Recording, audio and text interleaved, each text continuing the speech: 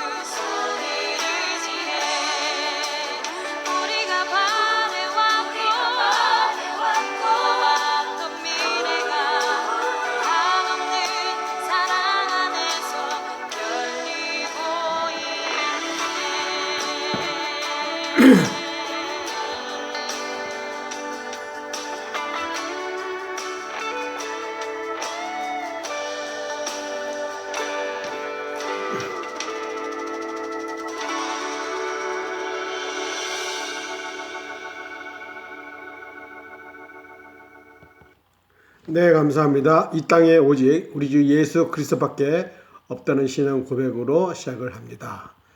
네, 제일 먼저 알려드림 게시판을 열어보겠습니다.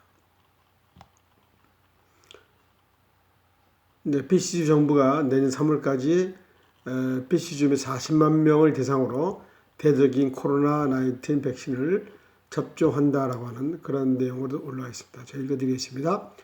BCG 정부가 내년 3월까지 BCG 및 40만 명을 대상으로 대대적인 코로나19 백신 접종을 추진한다.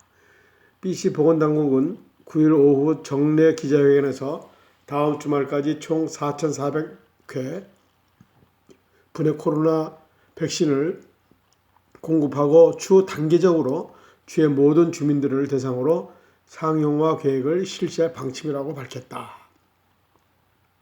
발표에 따르면 정부는 이날 장기 요양시설의 거주자와 직원, 중환자실과 응급실 등 코로나19 최전방 의료 종사자들을 첫 번째 접종 대상자로 분류를 했다. 이어 80세 노인들의 80세 이상의 노인들, 그다음에 기저질환 환자들, 노숙자 쉼터와 같은 바이러스 취약 환경에 놓인 사람들, 외딴 지역에 살거나 고립된 원주민 사회에 살고 있는 사람들에게 접종 우선권을 부여할 계획이다. 또 오는 4월까지는 교사, 식료품 가게 직원, 소방관, 식품 가공 공장에서 일하는 근로자들을 포함한 필수 노동자들을 접종 대상으로 분류하는 방침이다. 정부는 내년 초까지 40만 명에 대한 모든 백신 접종을 완료하고 4월부터 일반 주민들에게 대한 접종을 실시할 계획이라고 전했습니다. 다만 다음 주 BC주에 도착할 4개의 백신 트레이는 각 2개씩 밴쿠버 해안 보건지역과 프레이저 보건지역에 운반될 예정이로 나머지 보건지역에 대한 배포 시기는 다소 늦어질 전망이다. 이는 코로나19 확진자가 두 보건지역에 밀접한 점을 고려한 결정이다.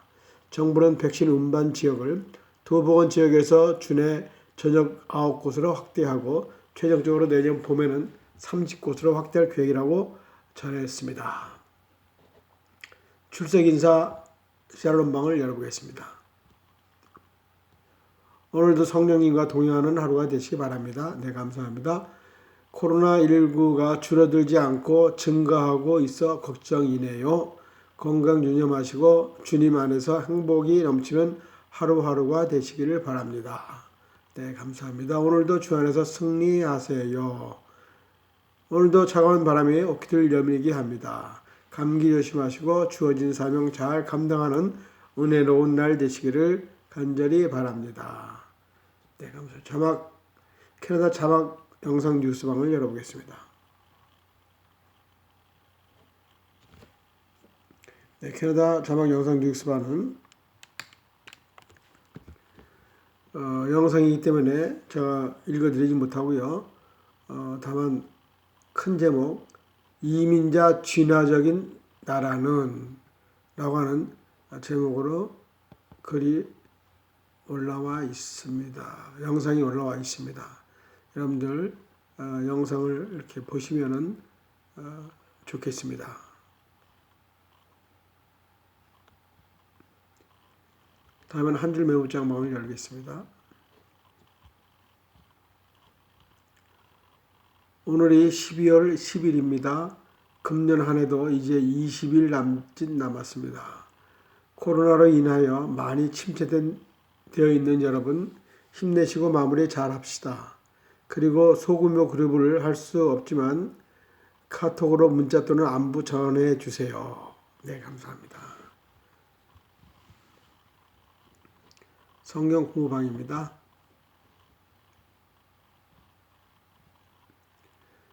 제66문 5계명을 주신 이유는 무엇일까요?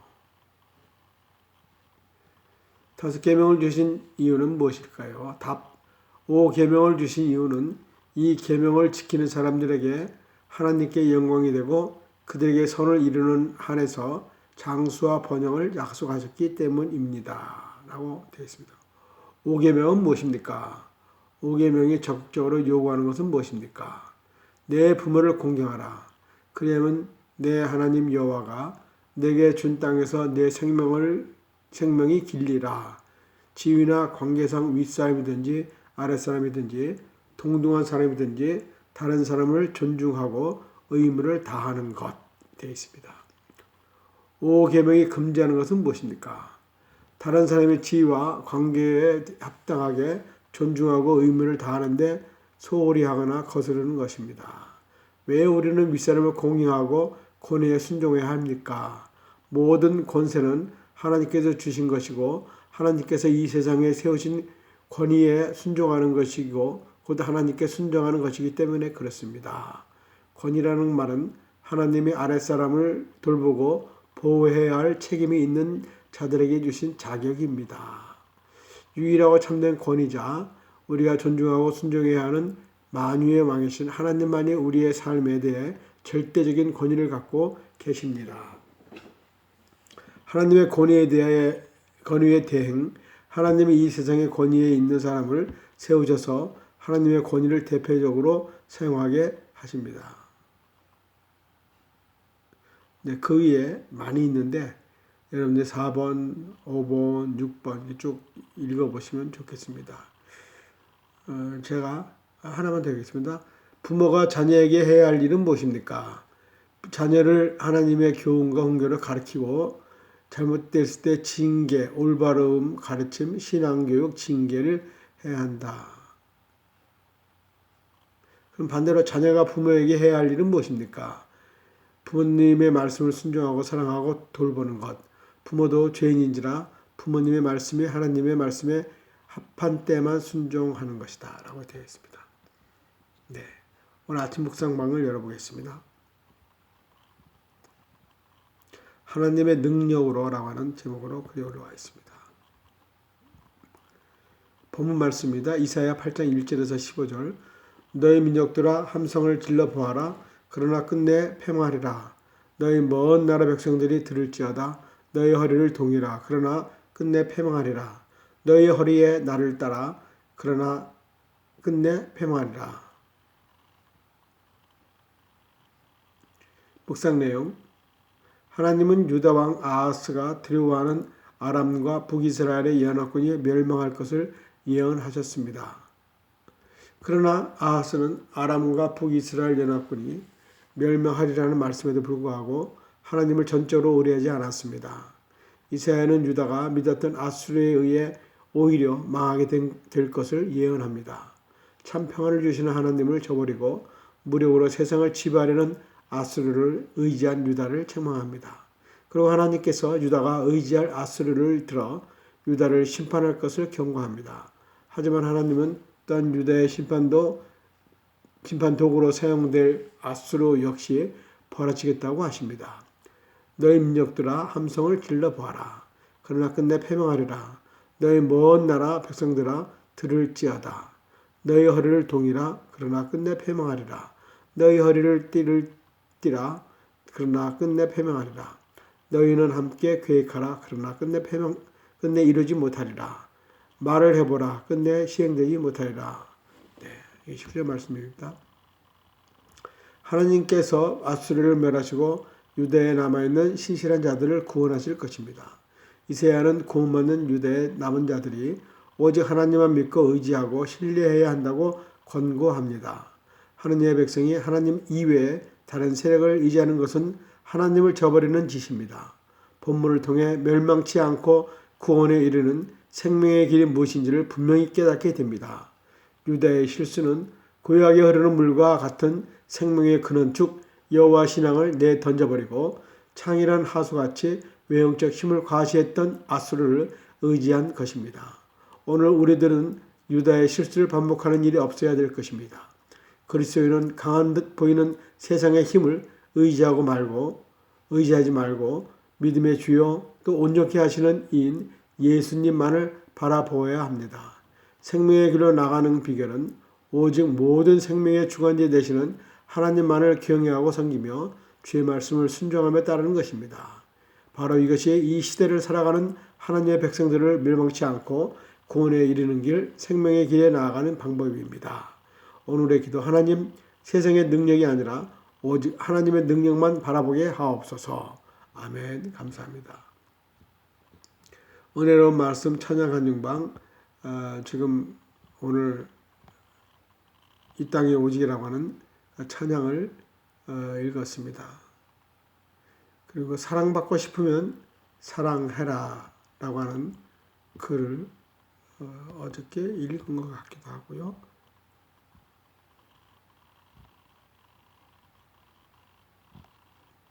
네, 어저께 읽었습니다. 그러면 오늘은 다른 글을 읽어보겠습니다. 예배전도 기독교 교육 및 영상 자료방입니다. 신앙생활의 믿음의 꽃은 예배입니다. 라고 하는 제목으로 읽어드리겠습니다. 신앙생활의 믿음의 꽃은 예배입니다. 성경은 신앙생활을 운동 경기에 비유하곤 합니다. 운동 경기는 정정당당 겨루어 승리해야 제맛이 아닙니까? 이처럼 그리스도인들도 이왕 신앙생활할 바에는 승리해야 합니다. 사대교회 성도들처럼 미직지근해서는 안 됩니다. 주님께 칭찬받게 믿고 승리하여 멸류관을 받도록 믿어야 합니다. 영적 지도자와 교인들에게 칭찬받게 믿자는 것입니다. 가정에서 자녀들이 비실비실 행동하면 부모로서 기분이 좋지 않습니다. 군가 중에 꽃 중에 꽃이란 노래가 있는데 신앙생활에서 믿음의 꽃은 무엇일까요? 그것은 바로 예배입니다. 성도의 예배야말로 신앙의 승패를 좌지우하는 거룩한 행위입니다. 예배생활, 성공이 신앙생활 성공이요 인생의 성공입니다. 네, 감사합니다. 다음에 좋은 걸 나누는 방을 열어보겠습니다.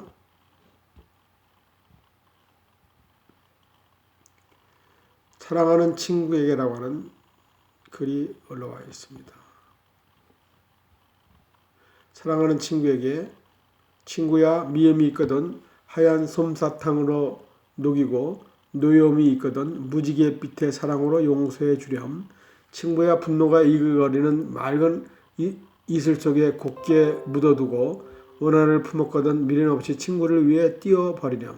친구야 욕심을 가졌던 지나는 미풍에 날려버리고 아픔에 시달리거든 경건한 마음으로 기도드리렴.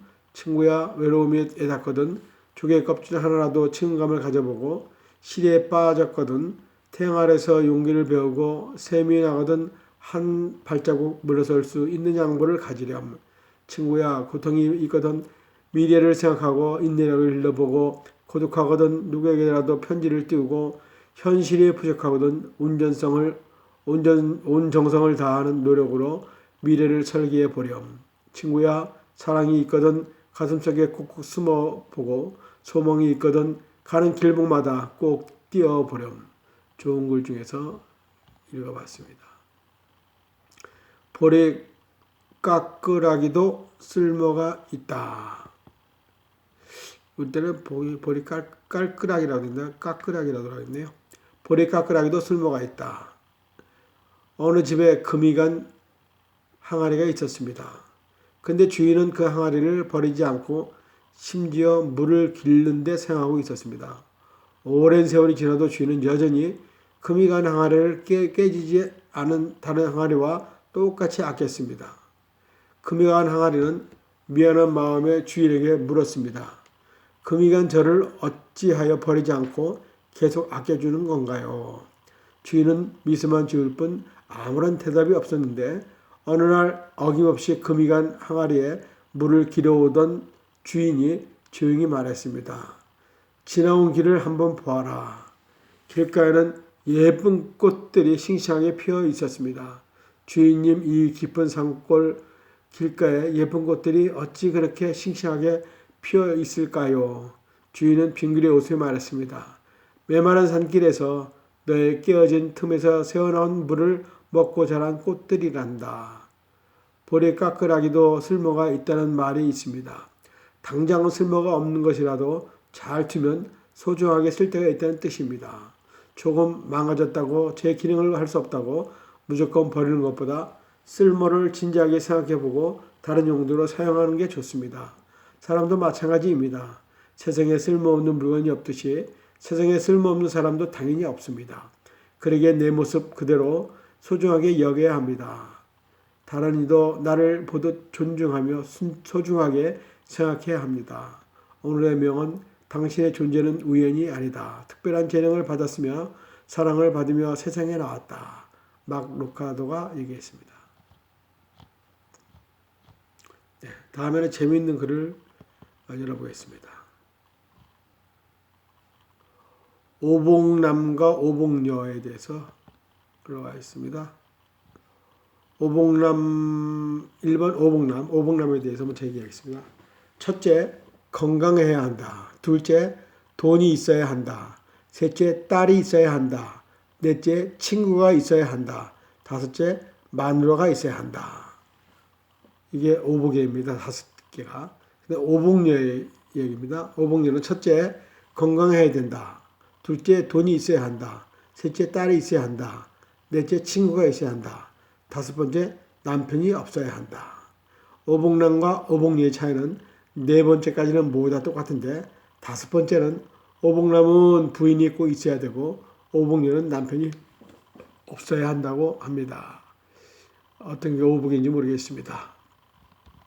하나 더 읽어보겠습니다. 공주병 아내.